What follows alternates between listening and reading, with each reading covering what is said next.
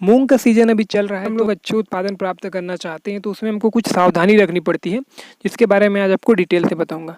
मूंग जो है वो दलहनी वाली फसल होती है और दलहनी वाली फसल में हमको राइजोबियम कल्चर जो आती है, तो राइजोबियम कल्चर से हमको बीज को उपचारित करना रहता है।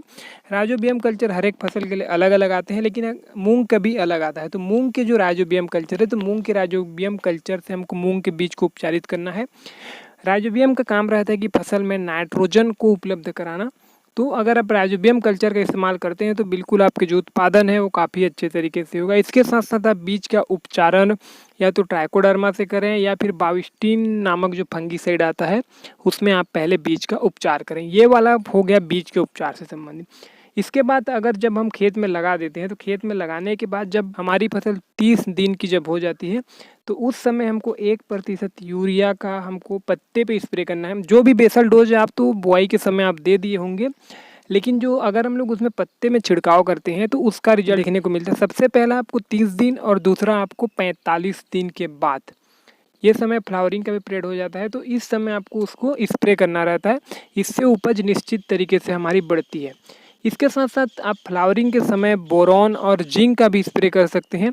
अब इसमें तीनों को आप मिला के एक बार स्प्रे कर सकते हैं। इसके साथ साथ चाहे तो आप फ्लावरिंग के समय सहजन टॉनिक, जो सहजन की पत्ती मुनगा की पत्ती से जो बनाया जाता है, जिसका भी वीडियो बना हुआ है, तो आप सहजन टॉनिक का स्प्रे करते हैं तो आपको इसमें अलग से नाइट्रोजन या फिर बोरॉन जिंक डालने की ज़रूरत नहीं पड़ती है। साथ ही साथ जो होममेड माइक्रो न्यूट्रिशन का जो कम्बिनेशन होता है जो हम लोग बनाए रहते हैं उसका भी हम लोग फसल पे स्प्रे करते हैं तो उत्पादन में काफ़ी इजाफा होता है। अगर आपको लगता है कि पौधे आपके स्ट्रेस में आ गए हैं, चाहे वो पानी के कारण हो या फिर गर्मी के कारण हो या फिर हवा के कारण, कुछ भी कारण से अगर आपको लगता है कि आपके पौधे स्ट्रेस में आ गए हैं तो आप होममेड माइक्रो न्यूट्रिशन का स्प्रे करते हैं तो उससे भी आपके पौधे स्ट्रेस फ्री हो सकते हैं। इसके साथ साथ जो एमिनो एसिड आती है तो एमिनो एसिड को आपकी फसल में स्प्रे कर देना है। इससे जो आपकी फसल में जो तनाव रहती है तो उससे तनाव से भी आपकी फसल में राहत मिलेगी और फसल जैसी तनाव में होगा तो सीधी बात है उसमें फंगस जनित बीमारियां लगना शुरू हो जाता है।